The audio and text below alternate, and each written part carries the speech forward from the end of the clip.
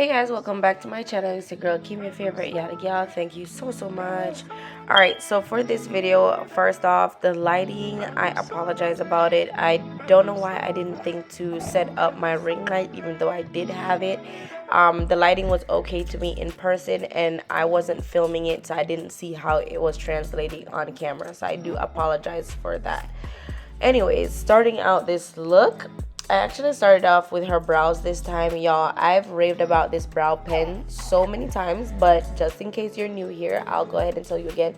This Urban Decay brow blade is my absolute favorite product for brows. Just look at her brows. Like, there's absolutely no cleanup necessary, and the felt tip allows you to make like hair-like strokes, so it gives you a very natural looking result. Another thing that I love about this pencil is that it's waterproof, which is awesome because you guys know I work on a lot of brides and I just like to be prepared in case of anything. I also love that aside from the felt tip, it has a regular pencil, so if someone has a more sparse or non-existent brow, you can just completely construct a brow. Like this pencil, I don't have anything bad to say about it at all.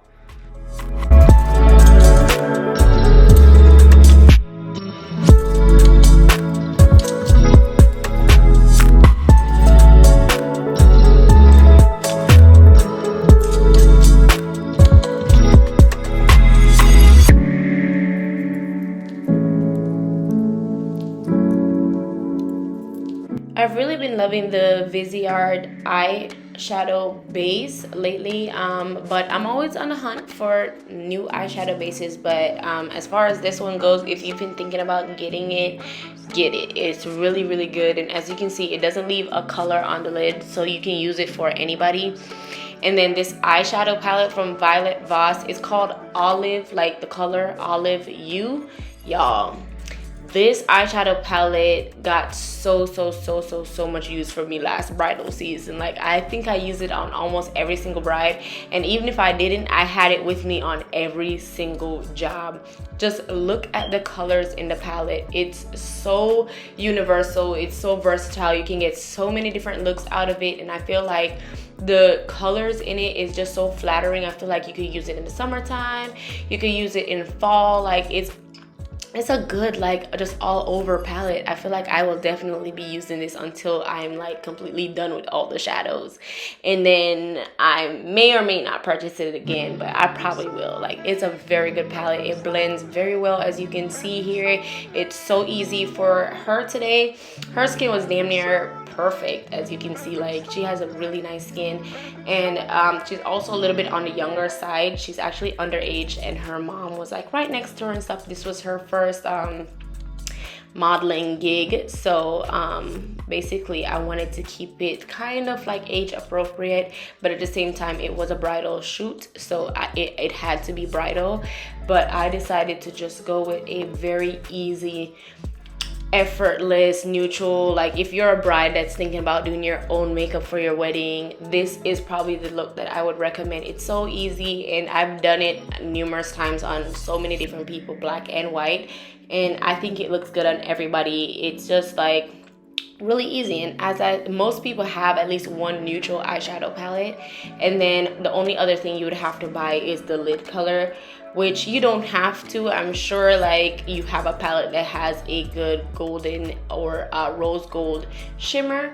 You could use either one. For this, I used my Stila Kitten, which it's more of like a rose gold color, and I mean, I love the Stila Kitten just because, I mean, look at this, the pigment is just like no other. It's a little bit pricey, but I mean, if you're doing your own makeup at home, you'd be saving money anyways, so I mean, I would say go ahead and buy it. I mean, yeah, if you want good makeup, you're just gonna have to pay for it. I'm sorry. Like, I don't know any like drugstore equivalents to this that I like, so I recommend the Stila. I also recommend the Danessa Myricks color fixes. Those are actually a lot cheaper than the Stila, so if you do want to look into those, there's a shade called Ballerina. I use that a lot as well. Yeah, so if you can, just get your hands on that one, you won't regret it.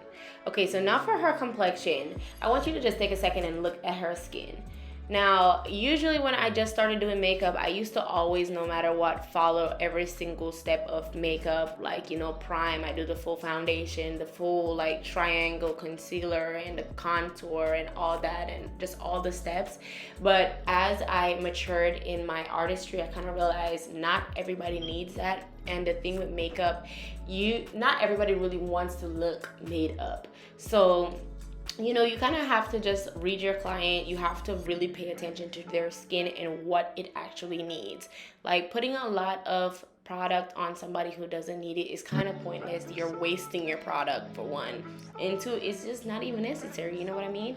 So for her, I did mention she's on the younger side. I definitely did not want to do a full face on her. I don't even think she really needed foundation. So what I opted to do instead, I just went in here. You can see I'm spot concealing. She has a little bit of redness on her cheeks. So I'm just going ahead and color correcting everywhere that needs to be color corrected.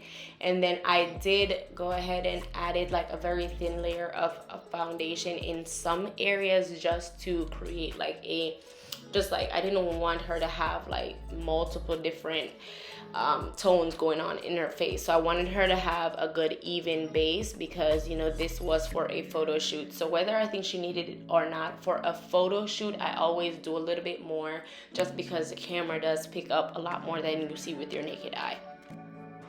Yeah, aside from that, I don't remember if I applied lashes. I think I did. If not, I just did mascara, but I really do think I applied lashes. And then I kept her lip color just as is, because you can tell here she has this beautiful rosy lips. So I added a gloss that had a very similar tone to her lips, so it didn't really change her lip color. If anything, it just made it pop a little bit more, and then it had some shimmer to it. So very youthful, playful, and just very romantic. I feel like you can never go wrong on a wedding day with a good glossy lip. It's very sexy, very romantic, and yeah, that's what I decided to do today. That's it though. Continue watching this video. If you like this video, make sure that you hit that subscribe button for more videos just like this. And yeah, until next time, bye. Bridal,